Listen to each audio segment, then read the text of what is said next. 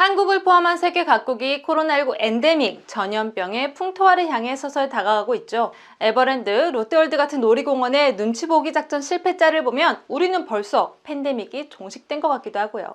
하지만 중국은 세계 기류와는 반대로 움직이고 있습니다. 그리고 최근에는 항저우 아시안게임을 전격 연기하겠다고 발표하기까지 했죠. 중국이 도대체 왜 확진자 발생을 1도 용납할 수 없다는 제로 코로나清零 정책을 고수하는지 이해되지 않는 분들 많으시죠? 제가 그 이유를 정확하게 알려드릴게요. 2019년 12월 코로나19 바이러스가 처음 발견된 곳 바로 중국 우한입니다. 이 우한은 아직까지 코로나19 바이러스 발원지라는 오명을 쓰고 있죠. 도널드 트럼프 미국 전 대통령은 중국 바이러스라고 부르면서 대놓고 비하하기도 했고요. 이후 중국은 코로나19는 중국 밖에서 발원했다라고 주장하기 시작합니다. 코로나19 발원국이라는 오명에 대한 콤플렉스가 시작된 거죠. 해외에서 들어오는 택배에 바이러스가 묻어 들어왔다느니, 한국산 의류에 바이러스가 실려 있다느니, 수입 냉동식품 포장지를 통해 코로나19가 유입됐다느니 과학적으로 입증되지 않는 주장들을 꾸준히 내놓습니다. 이렇게 진심을 다해 중국은 코로나19 발원지가 아니다를 외치고 있는 마당에 코로나19가 중국 전역으로 확산돼 상황이 심각해진다면 어떻게 될까요? 그렇지 않아도 발원국 오명 때문에 콤플렉스에 쩔어있는 중국의 자존심이 엄청 쓰리겠죠. 그래서 확진자 1명 발생해도 벌벌 떠는 초예민한 제로 코로나 정책을 포기하지 못하는 겁니다. 세계보건기구 조사단이 올해 초에 현장 조사까지 다녀왔지만 아직까지도 코로나19 발원에 대한 진실은 밝혀지지 않고 있습니다. 현재는 치료제가 보급되고 있긴 하지만 코로나19 바이러스와의 전쟁에서 여전한 희망이자 무기는 백신이죠. 하지만 중국이 자체 개발한 백신, 개발 초기부터 물백신이라는 의심이 끊이지 않았습니다. 차이점부터 살펴볼까요? 한국을 포함해 세계 여러 나라가 가장 많이 쓰고 있는 미국 제약사 모더나와 화이자 백신의 핵심 기술은 mRNA, 메신저 리보 핵산 기술이죠. 반면 중국에서 생산된 시노백, 시노팜 등의 백신은 사백신으로 전통 방식을 이용한 겁니다. 그래서 냉장 상태에서 보관과 운반이 가능하다는 장점이 있죠.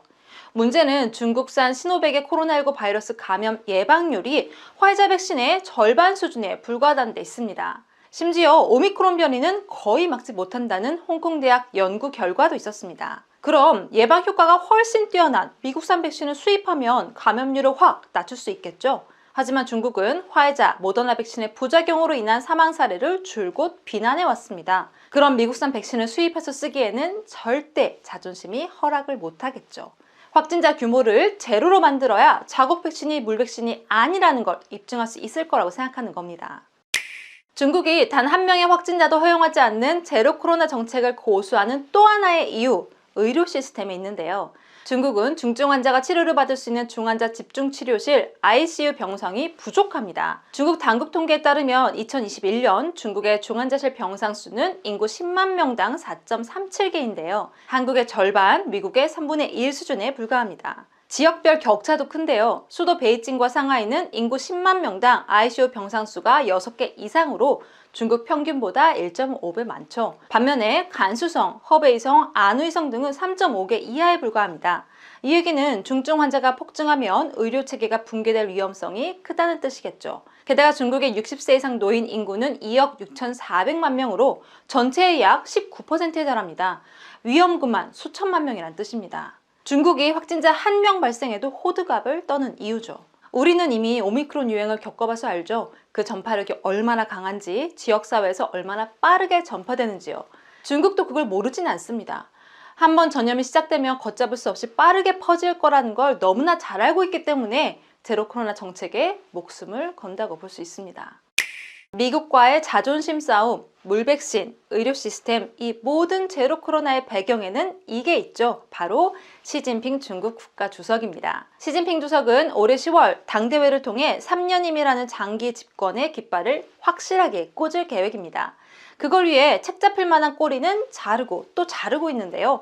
잘라내야 할 꼬리 중에 하나가 바로 코로나19 팬데믹인 거죠. 중국의 논리는 간단합니다. 첫 번째, 코로나19 팬데믹은 중국이 아닌 외국에서 시작됐다.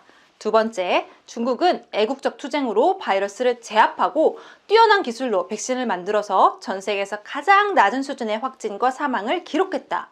세 번째, 전 세계에서 가장 먼저 코로나 종식을 선언했고 동시에 빠른 경제 성장을 이뤘다. 네 번째, 중국 방역 스토리의 중심에는 이 모든 것을 영도한 중국의 최고 지도자 시진핑이 있다입니다. 이 스토리가 해피엔딩으로 끝나려면 시 주석은 끝까지 제로 코로나를 포기해서는 안 되겠죠. 포기는 곧 실패 또는 잘못된 선택을 의미하는 거니까요.